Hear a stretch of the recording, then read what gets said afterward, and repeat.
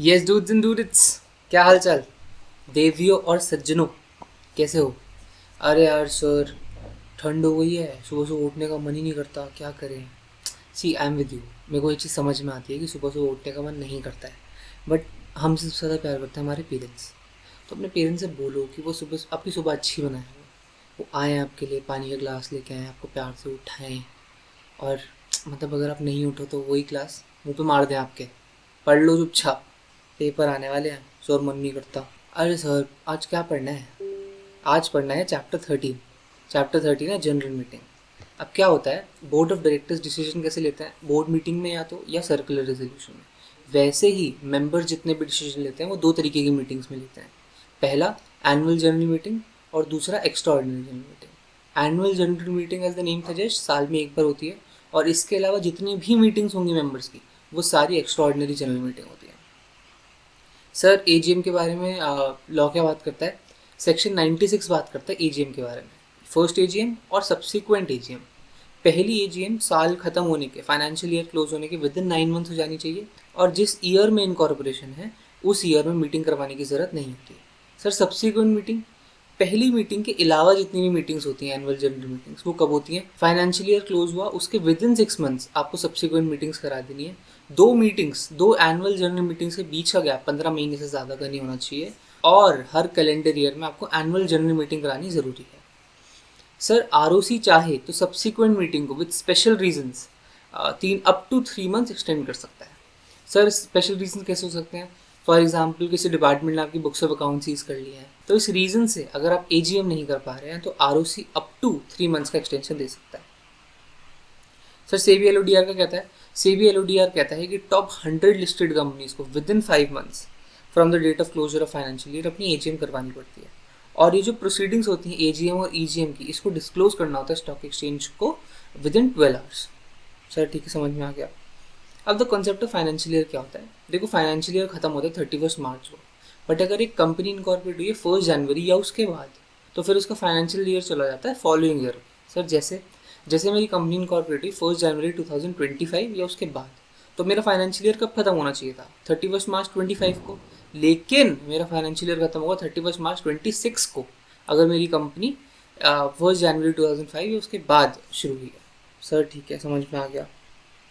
Sir meeting कब बुलाई जाएगी? मीटिंग बुलाई जाएगी during the business hours, that is 9 AM to 6 PM। Sir annual general meeting national holiday में नहीं हो सकती। सर बोर्ड मीटिंग हो सकती थी, हाँ, पर एजीएम नहीं हो सकती। कहाँ का होगी? एट रजिस्टर्ड प्लेस या फिर ऐसी other place with in city town village. Sir ठीक है। एजीएम ऑफ अनलिस्टेड कंपनी में be held any place in India, पर कंसेंट चाहिए सारे मेंबर्स का इन राइटिंग और इन इलेक्ट्रॉनिक मोड। अगर कंसेंट आ गया तो फिर किसी भी प्लेस पे हो सकती है in India. Sir board meeting abroad भी हो सकती थी, हाँ, लेकिन एजीएम सिर्फ इंडिया में हो सकती है। सर ठीक है। अब आते हैं ईजीएम पे। एनुअल जनरल मीटिंग साल में एक बार हुई, लेकिन उसके अलावा मेंबर्स को जितनी बार भी मिलना है अब वो मिलेंगे एक्स्ट्रा ऑर्डिनरी जनरल मीटिंग में। Sir extra ordinary general meeting कौन कौन बुला सकता है? एक्स्ट्रा ऑर्डिनरी जनरल मीटिंग 3 लोग बुला सकते हैं। या तो बोर्ड सुओ मोटो बुला सकता है, या फिर बोर्ड बुला सकता है on the requisition of share holders, या फिर रिक्विजिशनिस्ट बुला सकता है। देखो बोर्ड सुओ मोटो बुला लेगा, वो तो एजीएम भी बुला रहा था, तो उसका प्रोसीजर तो सेम है। कितने लोगों की रिक्विजिशन पे बोर्ड बुलाएगा? अब शेयर होल्डर्स चाहते हैं कि एक मीटिंग बुलानी चाहिए, तो वो रिक्विजिशन देंगे। कितने share holders? Share holders having 10% और more of the voting power, वो बोर्ड को रिक्विजिशन देंगे कि आप एक मीटिंग बुलाइए। बोर्ड को विद इन 21 डेज में प्रोसीड करना है मीटिंग बुलाने के लिए, और मीटिंग कब होगी? Not later than 45 days. Sir लेकिन अगर मीटिंग नहीं हुई, अगर बोर्ड फेल हो गया, अगर बोर्ड फेल हो गया तो रिक्विजिशनिस्ट खुद विद इन 3 मंथ्स उस मीटिंग को कंडक्ट कर सकते हैं। सर ये जो रिक्विजिशन देंगे ना, इसमें वो कोई भी आइटम पोस्टल बैलेट का फाइल नहीं कर सकते। अब आता है मीटिंग में एनसीएलटी। मीटिंग में एनसीएलटी में 2 सेक्शंस हैं, सेक्शन 97 और सेक्शन 98। सेक्शन 97 कहता है अगर आपको एजीएम बुलानी है बाय एनसीएलटी, तो अगर आपकी कंपनी ने डिफॉल्ट किया एजीएम होल्ड करने में, तो अगर एनसीएलटी चाहे तो किसी भी मेंबर की एप्लीकेशन पे एजीएम बुला सकता है और डायरेक्शन दे सकता है। वो डायरेक्शन इंक्लूड कर सकती है कि एक मेंबर या तो प्रेजेंट इन पर्सन या तो प्रेजेंट इन प्रॉक्सी, वो भी कोरम बन सकता है। ऐसे ही 98 है, जहाँ पे इम्प्रैक्टिकल है ईजीएम होल्ड करना, तो एनसीएलटी क्या करेगा? या तो सुओ मोटो या फिर किसी एप्लीकेशन बाय डायरेक्टर और मेंबर। यहाँ पे सिर्फ मेंबर की एप्लीकेशन थी और सुओ मोटो नहीं कर सकता था। ईजीएम के केस में एनसीएलटी सुओ मोटो भी कर सकता है, और एप्लीकेशन बाय डायरेक्टर या मेंबर तो आपकी ईजीएम करा सकता है और डायरेक्शन दे सकता है। सर उस डायरेक्शन में ये भी लिखा हो सकता है कि एक मेंबर मीटिंग कर सकता है। यस, कंपनी लॉ में कहीं पे भी नहीं लिखा है कि एक मेंबर मीटिंग कर सकता है, लेकिन इसके एक्सेप्शन दो सेक्शंस हैं, 97 और 98। वो कहते हैं कि एक मेंबर भी कोरम बना सकता है। सर मज़ा आ रहा है अब तो। सर ये चीज़ इंटरेस्टिंग है। हाँ ये चैप्टर बहुत इंटरेस्टिंग है। अब एडजर्न मीटिंग हुई, लेकिन मीटिंग एडजर्न हो गई, तो नोटिस जाएगा 3 मंथ्स में, या तो इंडिविजुअली भेज दो या न्यूज़पेपर में पब्लिश कर दो, 1 English newspaper, 1 vernacular newspaper. Sir quorum नहीं आई, अगर हाफ एन आवर कोरम नहीं आई तो member present which is not less then 2 ये कोरम बना लेंगे। सर मीटिंग कब होगी? वही same day time place next week, लेकिन वो नेशनल हॉलीडे नहीं होना चाहिए। सर एनुअल जनरल मीटिंग भी नहीं हो सकती थी, हाँ तो एडजर्न मीटिंग भी ऑब्वियसली नहीं हो सकती नेशनल, या फिर सच अदर प्लेसेस बोर्ड में डिसाइड। तो ठीक है, अब रेजोल्यूशन जो एडजर्न मीटिंग में पास हुआ है उसको ऐसा नहीं माना जाएगा कि ये ओरिजिनल मीटिंग में पास हुआ है। ऑब्वियसली मतलब हम ये नहीं कह सकते कि सर ये जान तो ओरिजिनल मीटिंग में ही थे ना, अब वो एडजर्न हो गए तो हमने एडजर्न मीटिंग में पास कर दिया। नहीं, ऐसा नहीं होता। रेजोल्यूशन जो एडजर्न मीटिंग में पास हुए हैं उसको एडजर्न मीटिंग में ही पास माना जाता है, उसको कोई रेट्रोस्पेक्टिव इफेक्ट नहीं दे सकता है। सर ठीक है, अब रेजोल्यूशन दो तरीके के होते हैं, या तो ऑर्डिनरी रेजोल्यूशन से कोई चीज़ पास होगी या फिर स्पेशल रेजोल्यूशन से। सर हमें एक अब पता चलेगा, ये एक्ट और सेक्शंस में लिखा होता है कि कौन सी चीज़ स्पेशल रेजोल्यूशन से पास होनी है, कौन सी चीज़ ऑर्डिनरी रेजोल्यूशन से पास होनी है। ऑर्डिनरी रेजोल्यूशन का मतलब होता है बेसिक मेजॉरिटी, जहां vote cast in favour is greater than vote cast against. Special resolution होता है जहां पे votes in favour it not less than 3 times of the vote cast against. मतलब अगर 3 वोट आए हैं अगेंस्ट में तो कम से कम 9 वोट आने ही चाहिए इन फेवर में, तो वो स्पेशल रेजोल्यूशन से पास होता है। तो अभी तक हमने क्या पढ़ा? अभी तक हमने एजीएम पढ़ी, अभी तक हमने ईजीएम पढ़ी, हमने ये बताया कि रेजोल्यूशंस कौन कौन से पास होते हैं मेंबर्स के। अब आ जाता है नोटिस पे। सर एजीएम का नोटिस भी देना पड़ेगा, तो नोटिस होगा इन राइटिंग और 21 clear days notice. Sir clear days का मतलब क्या होता है? क्लियर डेज का मतलब होता है पूरे पूरे दिन। सर पूरे पूरे दिन मतलब, अब फॉर एग्जाम्पल जिस दिन मैंने नोटिस भेजा तो क्या उस दिन मेंबर को पूरा दिन मिला उसको एनालाइज करने का कि इसमें क्या होना चाहिए? नहीं सर, पूरा दिन नहीं मिला, तो डेट ऑफ नोटिस आप कैंसिल कर दो। फिर date of meeting, for example 3 बजे मीटिंग हुई या 2 बजे मीटिंग हुई या 1 बजे मीटिंग हुई, क्या उस दिन मेंबर को पूरा दिन मिला? नहीं सर, उस दिन भी पूरा दिन नहीं मिला, तो डेट ऑफ मीटिंग भी कैंसिल कर दो। ठीक है, अब सर अगर पोस्ट से नोटिस जा रहा है तो नोटिस जाने में भी तो टाइम लगेगा। लॉ कहता है कि इस केस में 45 आवर्स आप और एक्सक्लूड कर दो, क्योंकि हम ऐसा मानते हैं कि पोस्ट कुछ लोगों को कल पहुंच गया, कुछ लोगों को परसों पहुंच गया, मतलब 2 दिन लगते हैं पोस्ट में। तो क्या होता है क्लियर डेज, क्लियर डेज मतलब पूरे पूरे दिन। तो पूरे पूरे दिन में हम ये मानते हैं डेट ऑफ नोटिस नहीं आता, डेट ऑफ मीटिंग नहीं आता, और अगर पोस्ट से जा रहा है तो 2 दिन और एक्सक्लूड कर जाते हैं। उसके अलावा 21 दिन का नोटिस होना ज़रूरी है। सर शॉर्टर नोटिस पे भी हो सकता है? जी शॉर्टर नोटिस पे भी हो सकता है। तो सर अगर एजीएम है तो ऐसे केस में, एजीएम के केस में minimum 95% of the members entitle to vote. अगर ईजीएम है तो ये देखेंगे शेयर कैपिटल है, शेयर कैपिटल नहीं है। अगर शेयर कैपिटल है तो majority in numbers plus 95% of the voting power अगर वो कैरी करते हैं। तो सर अगर शेयर कैपिटल नहीं है तो 95% minimum of the voting power, अगर कंसेंट आ गई तो शॉर्टर नोटिस पास माना जाएगा। सर नोटिस होगा कैसे? नोटिस जाएगा बाय हैंड, और जिस नोटिस कैसे जाएगा सर? नोटिस जाएगा hand, ordinary post, speed post, registered post, courier, email या द इलेक्ट्रॉनिक मोड से भी जा सकता है। अगर कंपनी ई वोटिंग या पोस्टल बैलेट इन दोनों की फैसिलिटी देती है तो नोटिस ऑर्डिनरी पोस्ट से नहीं जा सकता। सर किन किन लोगों को नोटिस देना ज़रूरी है? एवरी मेंबर्स, लीगल रिप्रेजेंटेटिव अगर डिसीज मेंबर है, या फिर असाइनी अगर इंसॉल्वेंट मेंबर है। ऑडिटर्स को जाएगा, ऑडिटर मतलब सारे ऑडिटर, सेक्रेटरी ऑडिटर को भी जाएगा। एवरी डायरेक्टर या डिवेंचर ट्रस्टी, SS2 कहता है। अब आते हैं सेक्शन 102 एक्सप्लेनेटरी स्टेटमेंट पे। देखो दो तरीके के बिजनेस होते हैं, ऑर्डिनरी बिजनेस और स्पेशल बिजनेस। हाँ सर आपने भी बताया था ऑर्डिनरी रेजोल्यूशन और स्पेशल रेजोल्यूशन के बारे में। नहीं नहीं नहीं, इनको कंफ्यूज मत करना, ये दो अलग अलग चीज़ें हैं। सर कैसे? ऑर्डिनरी बिजनेस के स्पेसिफाइड होते हैं, इसके अलावा जितने भी बिजनेस होते हैं वो सारे स्पेशल बिजनेस होते हैं। और ऐसा नहीं होता कि ऑर्डिनरी बिजनेस है तो OR से पास होगा, स्पेशल बिजनेस है तो SR से पास होगा। स्पेशल बिजनेस भी या तो OR से पास हो सकते हैं या SR से, तो ये अलग अलग चीज़ें हैं। लॉ क्या कहता है? लॉ कहता है 4 तरीके के बिजनेस ऐसे हैं जो ऑर्डिनरी बिजनेस है, इसके अलावा जितने भी बिजनेस हैं वो स्पेशल बिजनेस हैं। सर ऑर्डिनरी बिजनेस कौन कौन से हैं? Financial statements, audit report, board report को consideration, declaration of dividend, appointment of director in place of retiring, या appointment of fixing remuneration of auditor, ये सारे बिजनेस जो एजीएम में होते हैं ये ऑर्डिनरी बिजनेस होते हैं। इनके अलावा एजीएम में अगर और कुछ भी आ रहा है तो वो स्पेशल बिजनेस में काउंट होता है। सर ईजीएम में सारे ही बिजनेस स्पेशल बिजनेस होता है।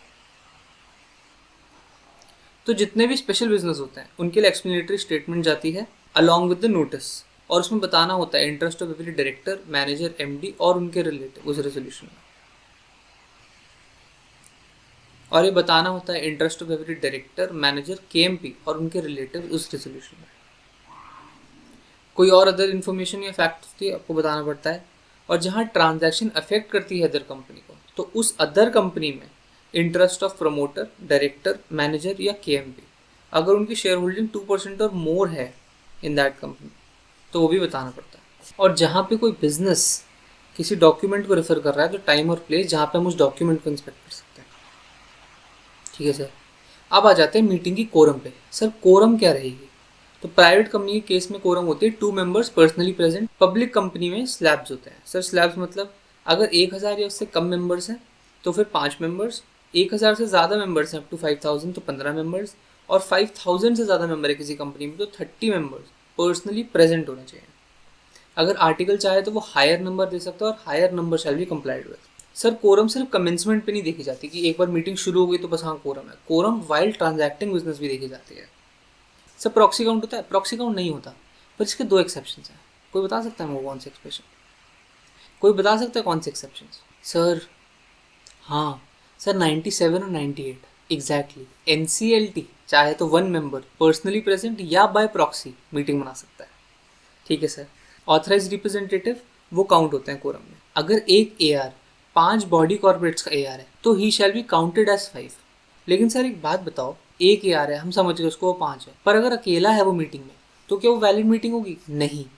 कम से कम मीटिंग होने के लिए 2 मेंबर्स होने चाहिए, अनलेस वो मीटिंग 97 या 98 में। अगर रिक्विजिशनिस्ट की मीटिंग में कोरम नहीं आया तो वो मीटिंग कैंसिल हो जाएगी। चेयरमैन देखो क्या होता है ना, जो मेंबर्स पर्सनली प्रेजेंट होते हैं वो चेयरमैन इलेक्ट करते हैं। सर चेयरमैन कैसे इलेक्ट होता है? चेयरमैन इलेक्ट होता है बाय शो ऑफ हैंड्स। अगर किसी मेंबर ने पोल डिमांड कर लिया तो वो पोल इमीडिएटली लेना पड़ेगा चेयरमैन को, और जो चेयरमैन शो ऑफ हैंड से अपॉइंट हुआ था वो तब तक के लिए चेयरमैन रहेगा जब तक पोल वाला जो चेयरमैन है वो डिसाइड ना हो जाए। सर SS2 क्या कहता है? SS2 कहता है chairman of the board shall be chairman of the meeting. अगर वो चेयरमैन नहीं आता है विद इन 15 मिनट्स या unwilling to act as chairman है तो बोर्ड अपने में से कोई एक चेयरमैन अपॉइंट कर देगा। लेकिन अगर डायरेक्टर भी नहीं आया विद इन 15 मिनट्स या फिर they are unwilling to act तो मेंबर्स अपने आप को, तो मेंबर्स वन ऑफ देमसेल्व्स किसी एक को अपॉइंट कर लेंगे। सर अगर पब्लिक कंपनी है और चेयरमैन इंटरेस्टेड है किसी टॉपिक पे तो क्या करेगा? तो वो किसी नॉन इंटरेस्टेड डायरेक्टर या फिर मेंबर को उस रेजोल्यूशन के लिए अपनी चेयर दे देगा और फिर बाद में वो चेयर रिज्यूम कर लेगा। सर ठीक है। Section 105 proxy. प्रॉक्सी क्या कहता है? Proxy is a person who is appointed by member to attend and vote in the meeting. Sir ये मेंबर कौन है? मेंबर वो है जो मीटिंग में इंटाइटल्ड है आने के लिए और वोट करने के लिए भी। मतलब वो is entitled to attend and vote. Sir मतलब एक प्रेफरेंस शेयर होल्डर है जो मीटिंग में आ तो सकता है पर उसका वोट नहीं है, क्या वो प्रॉक्सी अपॉइंट कर सकता है? सर नहीं। हाँ, तो ऐसा मेंबर अगर कोई है who shall attend and vote in the meeting वो प्रॉक्सी अपॉइंट कर सकता है। Proxy need not to be member. Proxy का मेंबर होना जरूरी नहीं है, पर इसका एक्सेप्शन है सेक्शन 8 कंपनी। अगर आपको सेक्शन 8 कंपनी में कोई प्रॉक्सी अपॉइंट करना है तो उस प्रॉक्सी भी उस सेक्शन 8 कंपनी का मेंबर होना जरूरी है। सब प्रॉक्सी मैक्सिमम 50 लोगों का प्रॉक्सी बन सकता है और उनका whose holding not more than 10% of the voting power. Proxies can not speak, show of hands पे वोट नहीं कर सकता और वो कोरम में भी काउंट नहीं होगा। सर कोरम में 2 सेक्शंस में काउंट होगा, 97 और 98। अरे वाह, अब याद आ गया तुम्हें। प्रॉक्सी फॉर्म है, प्रॉक्सी फॉर्म MGT 11 होता है। ये आपको सबमिट करना पड़ता है कंपनी में 48 hours before the meeting. Sir क्या आर्टिकल लॉन्गर पीरियड दे सकते हैं? आर्टिकल लॉन्गर पीरियड दे सकते हैं, पर उनको ऐसा कंस्ट्रक्ट किया जाएगा कि वो 48 आवर्स है। सर मतलब 48 आवर्स से ज़्यादा इस टाइम को कोई नहीं बढ़ा सकता। सर लिस्टेड कंपनी है, वो ई-वोटिंग फैसिलिटी दे रही है या वर्चुअल मीटिंग है, तो ऐसे केस में तो प्रॉक्सीज होते ही नहीं है। अब क्या हुआ, मैंने एक प्रॉक्सी अपॉइंट किया लेकिन मैं भी मीटिंग में चला गया, तो जैसे ही मैं मीटिंग में चला जाऊँगा प्रॉक्सी रिवोक हो जाएगा। सर लेकिन अगर प्रॉक्सी ने वोट कर दिया, अगर प्रॉक्सी ने ऑलरेडी वोट कर दिया है तो अब वो रिवोक नहीं हो सकता, उसी का वोट वैलिड माना जाएगा। सर मैंने एक ओरिजिनल मीटिंग के लिए प्रॉक्सी अपॉइंट किया था, एडजॉर्न मीटिंग के लिए दूसरा किया था, तो अब क्या होगा, तो एडजॉर्न मीटिंग वाला जो है वो प्रॉक्सी माना जाएगा। अगर मैंने पहले किसी को प्रॉक्सी अपॉइंट किया था और बाद में किसी को अपॉइंट किया, तो बाद वाला प्रॉक्सी जो है वो वैलिड माना जाएगा। प्रॉक्सी को मेरे को बताने की ज़रूरत नहीं है कि मैंने उसको रिवोक कर लिया। सर मतलब मैं मीटिंग में गया, मतलब मैंने प्रॉक्सी अपॉइंट किया और मीटिंग में भी चला गया, तो अब मैं मीटिंग में आ गया हूँ तो प्रॉक्सी ये नहीं कह सकता अरे आपने तो मेरे को बताया ही नहीं था, आप तो मुझे बिना बताए आ गए, तो मैं रिवोक नहीं हो रहा, मैं डिसीजन लूँगा। ऐसा नहीं हो सकता, प्रॉक्सी को बताने की ज़रूरत नहीं होती। अब वोटिंग, तो अगर आर्टिकल चाहें वो किसी ऐसे मेंबर को वोट देने से रिस्ट्रिक्ट कर सकते हैं जिसने अपनी कॉल्स पे ना कर रखी हो। सर वोटिंग कितने तरीके से कर सकते हैं? वोटिंग कर सकते हैं section 107 show of hands, section 108 e voting, 109 पोल और 110 पोस्टल बैलेट। कोई भी resolution, show off hand section 107, तो कोई भी रेजोल्यूशन होता है वो सबसे पहले शो ऑफ हैंड से पास होता है unless the poll is demanded, या तो वोटिंग ई वोटिंग से कैरी हो रही हो। सर ई वोटिंग, अब ई वोटिंग क्या होता है? ई वोटिंग का मतलब ये होता है कि या कि आप रिमोट ई वोटिंग कर लो, घर बैठे बैठे आप रेजोल्यूशन पास कर लो, या आप मीटिंग में भी आ सकते हो, मतलब दोनों ऑप्शन देता है। सेक्शन 108 आपको दोनों ऑप्शन देता है। सर अगर मैंने रिमोट ई वोटिंग कर ली, घर पे बैठे बैठे मैंने वोट डाल दिया, तो क्या मैं मीटिंग में प्रेजेंट हो सकता हूँ? बिल्कुल हो सकते हो। क्या मैं कोरम में काउंट होऊंगा? बिल्कुल काउंट होगी, क्योंकि आप डिस्कशन कर रहे हो। पर मैं वोट दोबारा नहीं दे सकता क्योंकि मैंने एक बार वोट दे दिया। ठीक है सर। तो facility to vote electronic without physically attending the meeting, however आपको जो फिजिकल अटेंड करने का मीटिंग है राइट का, वो जाएगा नहीं कहीं। कंपनी जिसके इक्विटी शेयर्स लिस्टेड है और जिनके 1000 मेंबर्स और मोर है, उनको ई वोटिंग मैंडेटरी देना है। सब प्रोसेस क्या है? पहले कट ऑफ डेट डिसाइड करेंगे, not earlier than 7 days before the meeting. उसके बाद रिमोट वोटिंग करेंगे, वो मिनिमम 3 days के लिए चालू रहेगी और वो खत्म कब होगी? मीटिंग से एक दिन पहले शाम 5 बजे तक। ठीक है सर। रिमोट वोटिंग में वोट कर लिया, आप दोबारा मीटिंग में वोट नहीं कर सकते। स्क्रूटनाइजर विद इन 3 days अपनी रिपोर्ट देगा कि ये वोट्स हैं। पोल,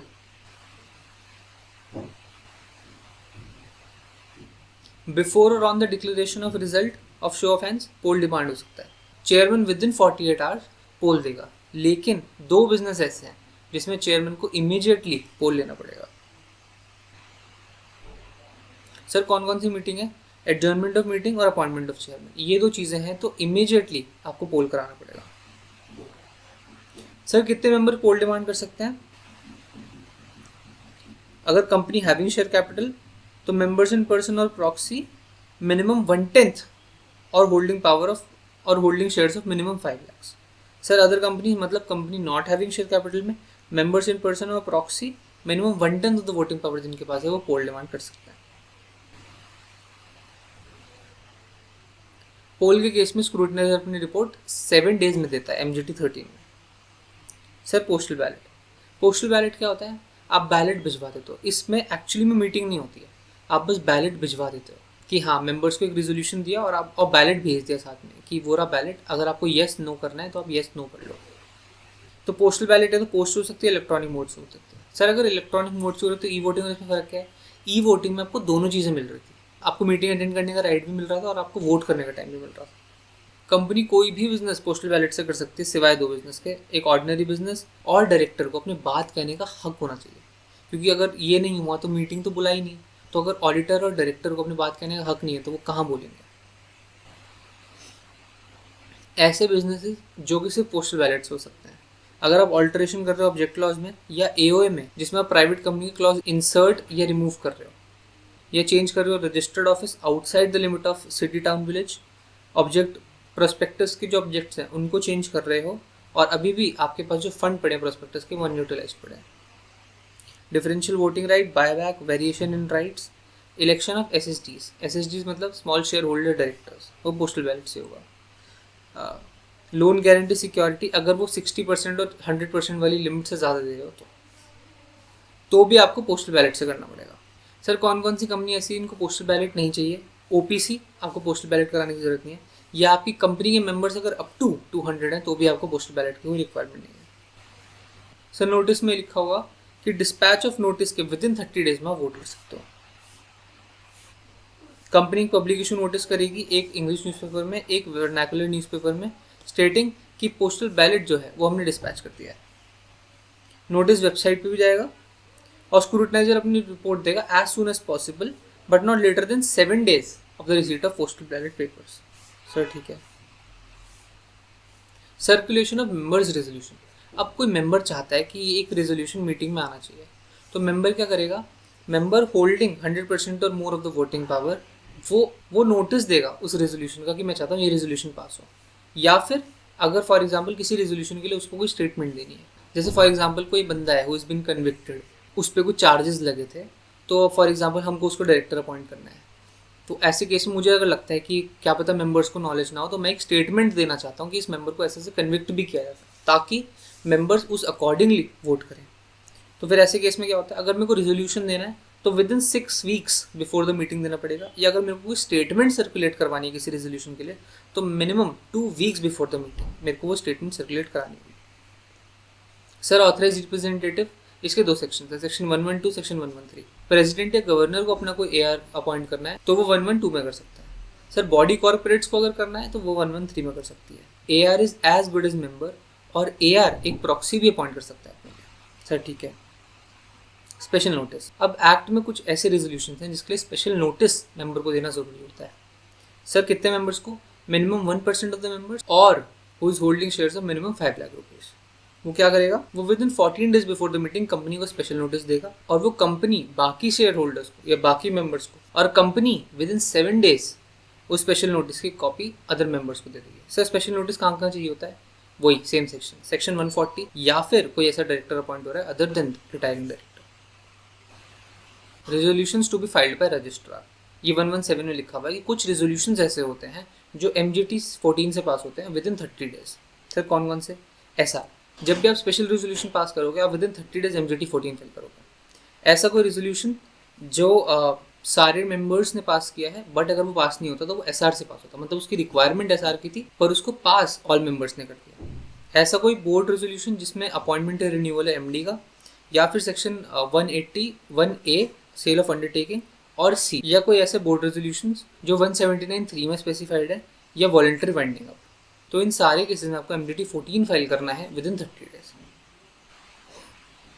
सर मिनट्स वही रिकॉर्डिंग्स होती हैं प्रोसीडिंग की, तो जैसे ही मीटिंग खत्म हुई विद इन 30 days आपको मिनट्स साइन करवा लेना है। साइनिंग कौन करता है, तो मीटिंग से डिपेंड करता है। बोर्ड मीटिंग कमेटी मीटिंग है तो chairman of the said meeting या chairman of the succeeding meeting. Sir general meeting है तो चेयरमैन विद इन 30 days, अगर चेयरमैन की डेथ हो जाती है या वो इनएलिजिबल हो जाता है साइन करने के लिए, तो बोर्ड में ऑथराइज 1%। ऐसे ही अगर resolution pass by postal ballot है तो chairman of the board within 30 days, या उसकी डेथ और इनएलिजिबिलिटी हो जाती है तो any director authorise by the board. Sir minutes registered office में रखे जाएंगे, परमानेंटली प्रिजर्व्ड होंगे, और ये कंपनी सेक्रेटरी कस्टडी में रखे जाएंगे। ये कंपनी सेक्रेटरी वाला पॉइंट नहीं लिखा है, ये आप लिख लेना। इंस्पेक्शन ऑफ मिनट्स, अगर मेंबर चाहे तो during business hours minimum 2 hours के लिए वो इंस्पेक्ट कर सकता है विदाउट चार्ज, और he is entitled to get copies within 7 working days। Section 120 कहता है कि डॉक्यूमेंट्स मेंटेन और इंस्पेक्ट भी हो सकते हैं इलेक्ट्रॉनिक फॉर्म में। सेक्शन 121 बात करता है कि ऑल लिस्टेड पब्लिक कंपनीज उनको रिपोर्ट देनी होती है ऑन AGM में विद इन 30 days MGT 15 में। 122 कहता है कि OPC है, अब 1% कंपनी कैसे AGM कराएगी या EGM कराएगी, तो मेंबर कंपनी को कम्युनिकेट कर देगा कि ये रेजोल्यूशन पास होने चाहिए, वो रेजोल्यूशन मिनट बुक में एंटर हो जाएंगे, मेंबर साइन कर देगा और उसको एज गुड एज माना जाएगा कि मीटिंग हुई थी और ये रेजोल्यूशन पास हुआ। सर ठीक है, यस विद दैट हमारा चैप्टर 13 भी फटफट खत्म हो गया। अब इस चैप्टर को अच्छे से रिवाइज कर लेना, and I will see you in the next one.